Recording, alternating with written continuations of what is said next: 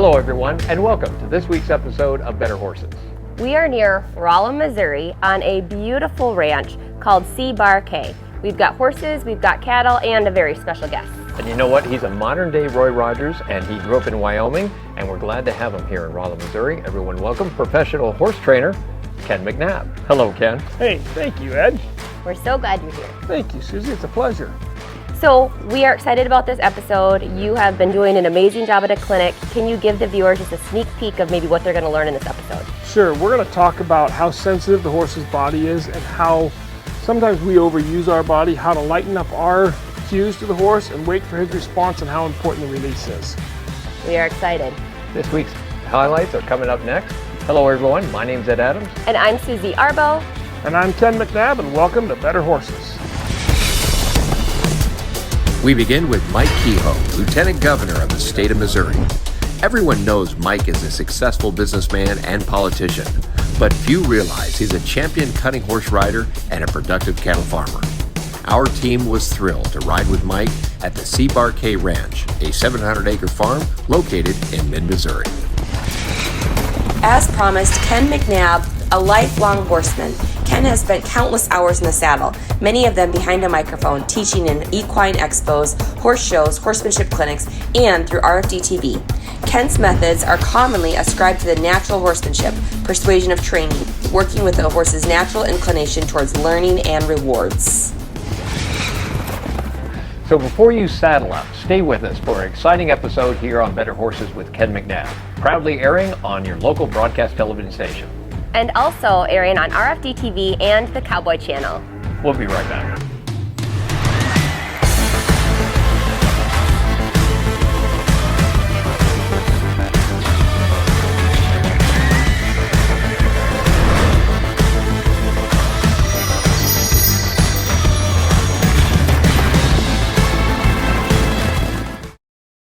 This is your chance to experience a 13-day horse show beginning June 14th to June 24th. 2023 marks 58 years of the Pinto World Championship. With $1 million in cash and prizes, there are no qualifications required to enter. Held in Tulsa, Oklahoma, located at the Ford Livestock Complex, the Pinto World Championship caters to all types of equines. With 700 classes, the Pinto Show welcomes a variety of breeds to compete. It's a family environment and healthy competition. For more information, check out the website pintoworld.com.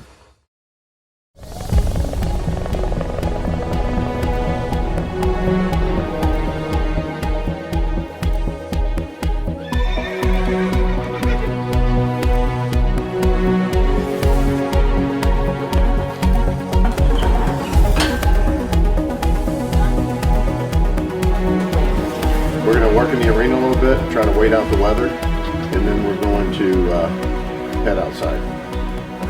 Probably after lunch. Hello, I'm Mike Kehoe, and welcome to C-Bar-K Ranch. We're super excited to have Better Horses here today. Claudia and I are big fans of the show, and we thought it was thrilling for them to be able to come see Ken McNabb, our good friend and incredible horse trainer from Wyoming, come here to Missouri to show us how to really understand horses, what it takes to avoid pressure, what the pressure points are, and just the really good techniques of training horses. And we're super excited to be able to show those clinics to our viewers.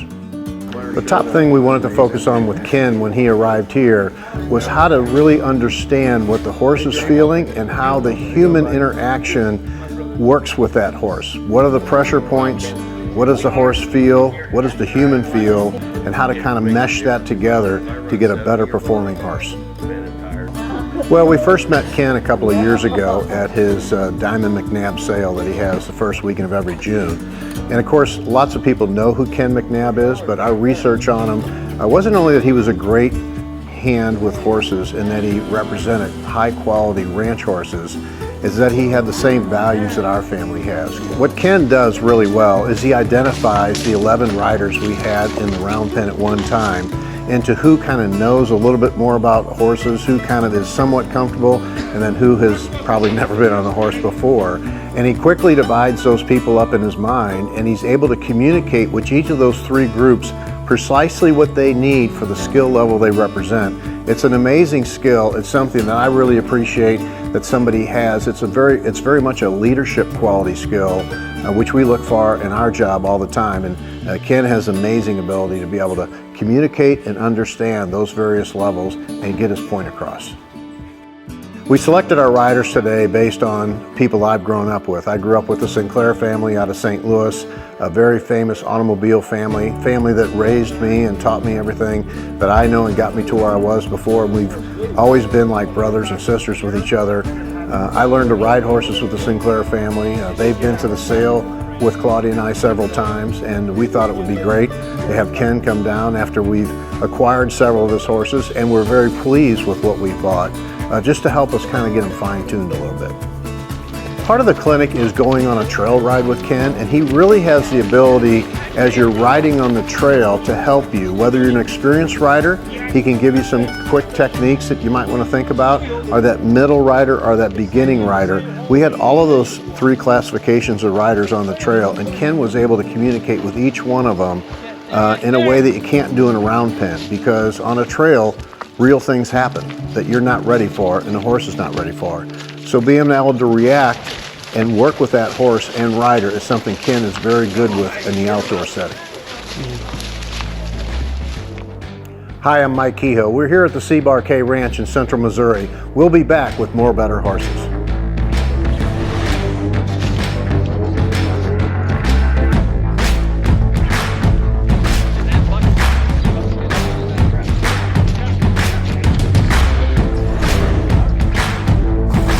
Stay tuned. We'll be right back right after these messages.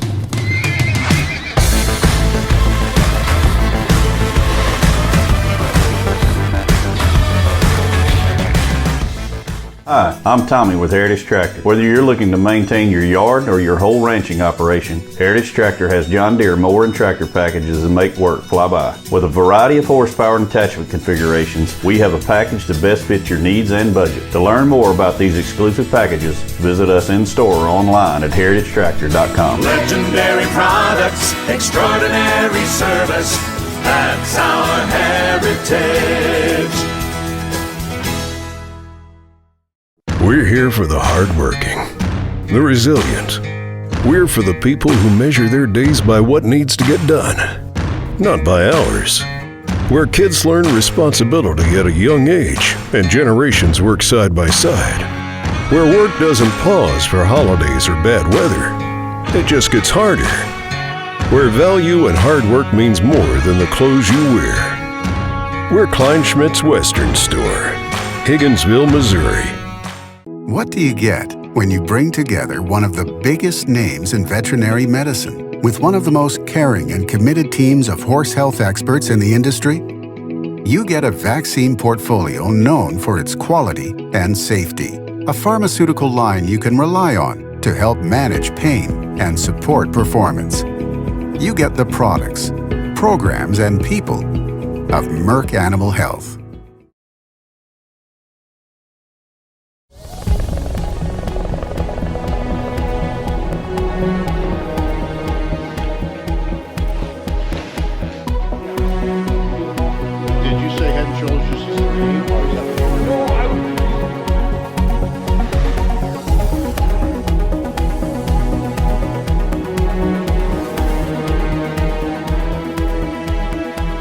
Hello, I'm Ken McNabb, and I am at the C-Bar K Ranch right now outside of Rolla, Missouri, where Better Horses Television caught up with me, and we were here talking with Mike Kehoe about how sensitive is the horse. And so this is something I think is really interesting that people really need to understand. When you look at the horse, you look at this big animal, this big 1,250-pound, stout, strong animal, and you don't think about the level of feeling and sensitivity that they have in their body. The reality is the horse is the most sensitive animal that I've ever been around. If you take out your cell phone, for instance, and you lay it on the counter with the screen on and wait for a fly to land on it, what happens? Absolutely nothing. Nothing happens. But if you take this horse and you let him stand around the barn and a fly lands anywhere on his body, anywhere at all, he will move that square inch of skin, he will twitch or shiver, and that fly will go away. Your cell phone is operated by touch but it has to be body heat and pressure, right? So if you take an ice cube and touch your phone, nothing's going to happen. What that tells us is that this horse is so sensitive that the body heat and pressure of a fly makes him react, and it won't make your phone react. That's how unbelievably sensitive their hide is. Now let's take that forward to you and your horse for just a minute. How many flies do you weigh? How much? So people tell me all the time, Ken, I struggle getting a cue through my saddle, the pad, and into my horse's back. My horse isn't sensitive. My horse doesn't feel me. I don't feel my horse. Hold on. You weigh a few million flies. All you have to do is get one of those flies through the saddle pad, and to the horse's back to make a change. So what's really the issue between you and your horse? It's not his sensitivity, it's your consistency. The reality is when the fly lands on the horse, he twitches that 1 square inch of skin and the fly leaves. If he didn't twitch, the fly bites. It's the same every single time. So because he knows the bite is coming, he twitches. The fly has actually trained him to move 1 square inch of skin. Great horsemanship is invisible. That's truly great horsemanship is invisible because your cues are fly-like. They're so small, they're so light, but the horse has learned to respond to them, and in that response, make the pressure go away. What teaches your horse? It's not pressure, it's the release of pressure. It's the fly leaving the horse's back that actually teaches him that the twitch worked, right? So when you're riding, it's not what you do with your reins that matters, it's when you let go of them that matters. It's not what you do with your leg that matters, it's when you take your leg off that matters. It's the release of pressure and the consistency. When you see that horse respond, you release the pressure, pressure goes away, and the horse comes away from it going, huh, that worked. Because in reality, that's what he wants more than anything, is the release of pressure. He wants to be left alone. Utopia to this horse is 1,000 acres of grass up to his belly, and nobody's there that bothers him. No other mean horses, no flies, and not you. Well, he's never going to get that any more than you and I are going to get to win the lottery if we don't buy tickets. But we all still dream about what we would do if we won the lottery. Well, for him, winning the lottery amounts to when you release the pressure. When you offer him security without anything that's annoying him and anything that's bothering him.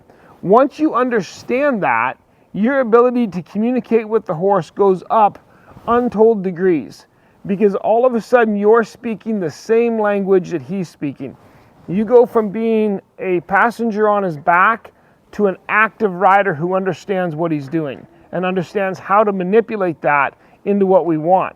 That's a word we think of as a bad word mostly in the English language in America today. We think manipulate's kind of a bad thing, but the truth is that's what we're really trying to do, is manipulate this horse or shape him into what we want him to become.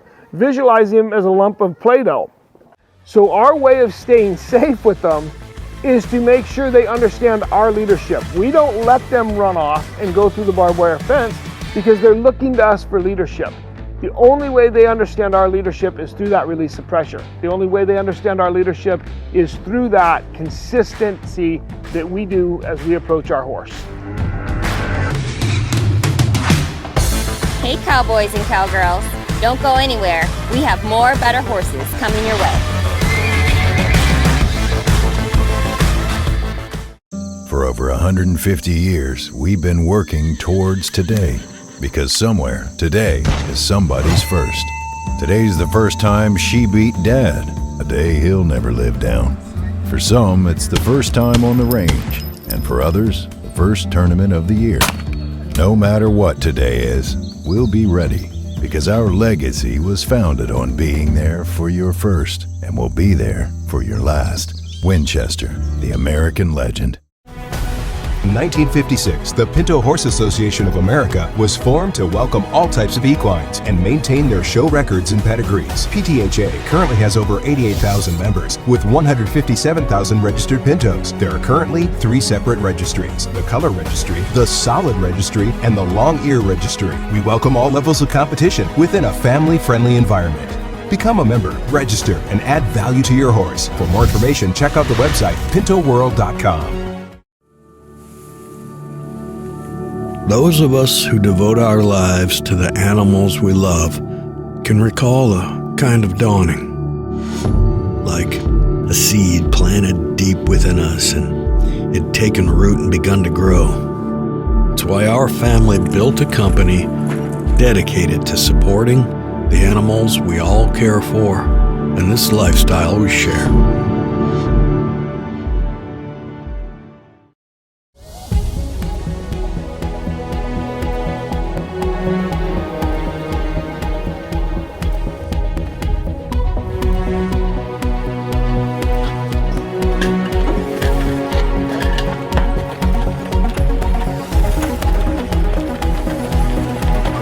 The thing a lot of people find interesting here at the C-Bar K Ranch is our collection. You know, most car dealers are car collectors, but I'm actually a carriage collector.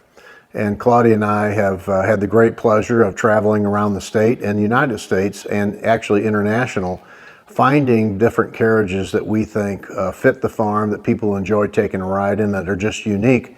Our pride and joy to the collection are two carriages from the John Wayne movie in 1953, The Quiet Man, where John Wayne and Maureen O'Hara played the lead roles in that. John Wayne was an American boxer that came back to his country and ended up meeting Maureen O'Hara and ultimately ended up marrying her. So we have the cart that they called the courting cart, where Michelin sat in the center seat and John Wayne and Maureen O'Hara sat with their backs to each other on either side, because in those days they weren't allowed to hold hands, they were courting, and Michelin was the chaperone.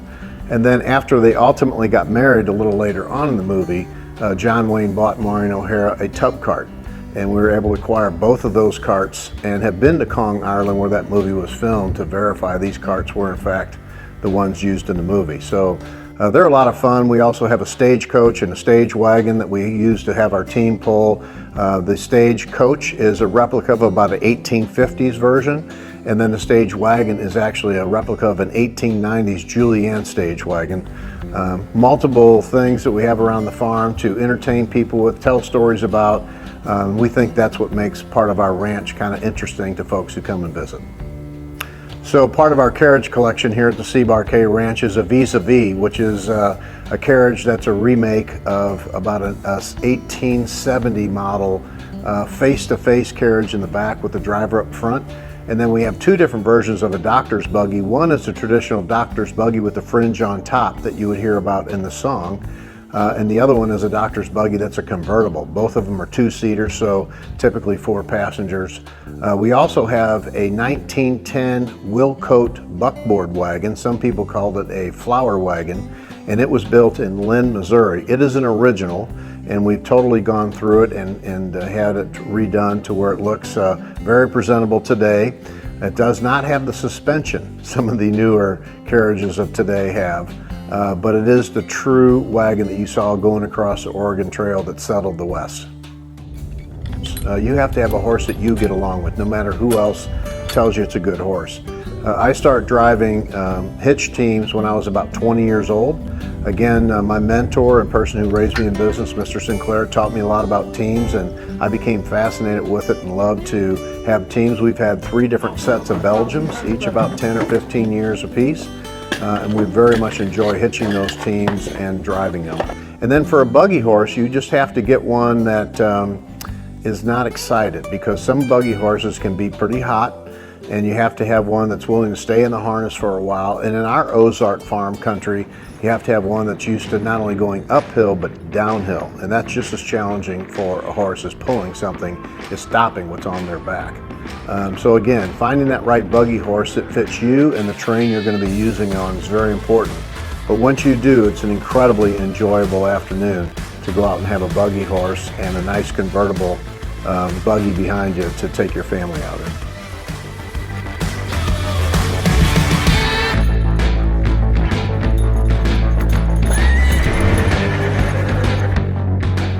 Closed captioning has been brought to you by Lina Weaver and Flat Tail Ranch.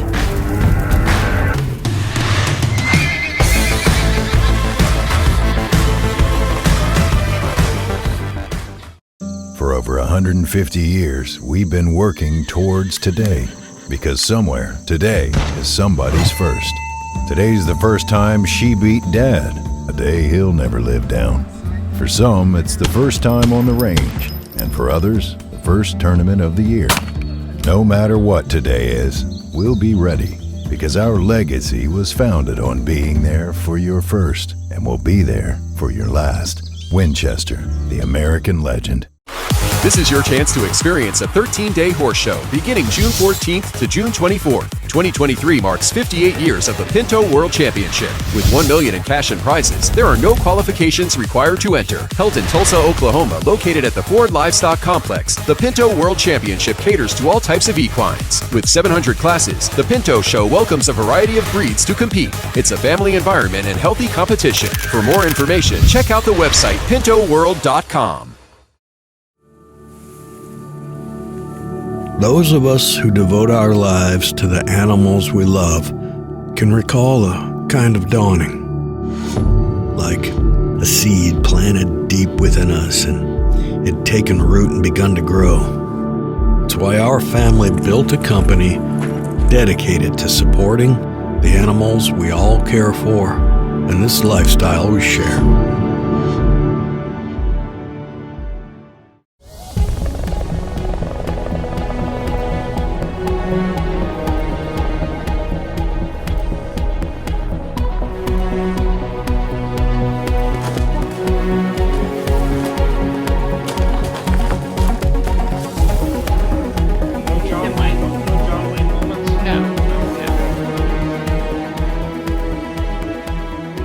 Hey, I'm Ken McNabb, and I'm at the C-Bar K Ranch just outside of Rolla, Missouri.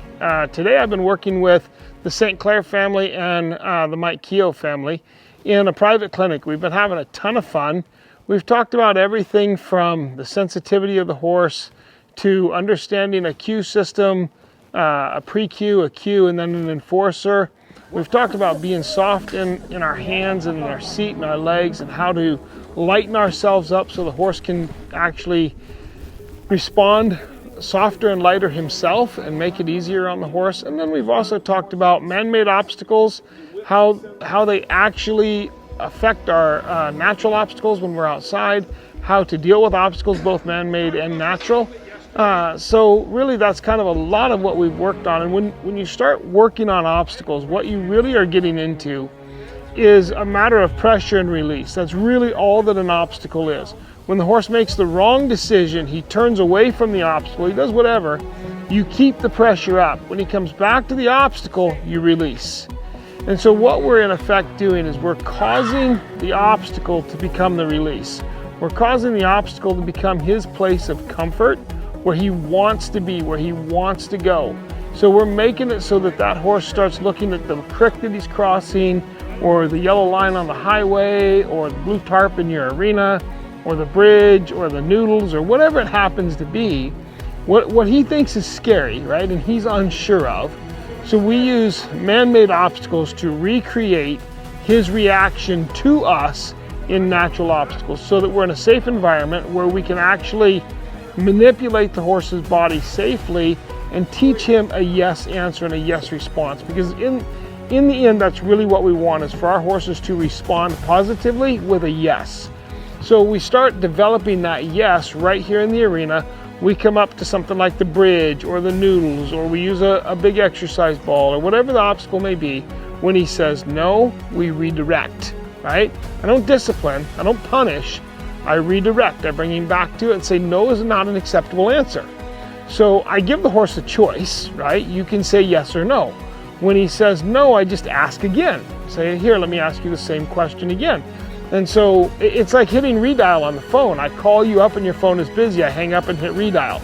It dials you, your phone is busy. I hang up and hit redial. It dials you, your phone is busy. That's kind of what I do with the horse until he stops giving me the dial tone.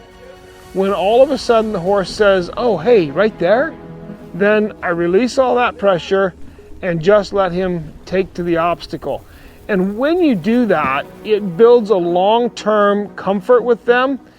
They begin to understand that if they try, you will release. When you've done that a few times in a row, your horse starts developing a serious want to or try attitude, where he comes to you and says, hey, I think I can do this. I think I can do this. And in a very short amount of time, you'll have a horse that goes from refusal to, hey, what can I do? How can we do this? We can get this done. And it changes the way you and your horse respond. It changes the way you work together. And all of a sudden you'll go from being the person on the trail ride where everybody's like, oh no, here we go, they're gonna have a problem again, to people coming up to you and saying, what'd you do? What did you do different? I want your horse.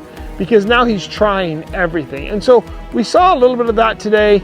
You know, we worked with the little buckskin horse and we pushed him through several obstacles. And to start with, he was very resistant, really said no a lot. I'm not even gonna try. Fought with his head, fought the bit. But eventually he came around to where he's saying, yeah, I can handle this. I got this. I can do this. I can do the bridge. I can do the ball. I can do. And so if you were to keep that process up and just keep adding more things in and more things in every day, in no time at all, there would be nothing that you can't do. All of my life, I've loved driving horses. Some of my earliest memories are of being a 4-year-old kid on a 10-day trip on the Oregon Trail. I love driving horses. I've driven teams, singles, started horses, driven stagecoaches, 4-up, 6-up. So Mike Kehoe has got a gorgeous couple of stagecoaches here and a really neat team. I'm super excited. We're getting ready to load a bunch of people in a stage wagon, which is like a mud coach. We're getting ready to load a bunch of people in that and go for a drive, and I am super excited. I love a good team.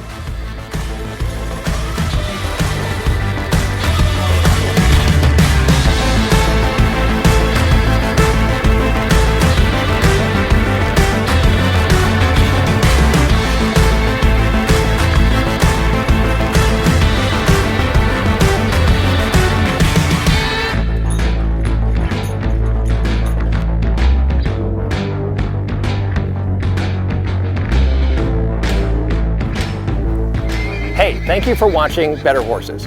And if you've missed any of our shows, check us out at betterhorses.com, where you can see all our episodes.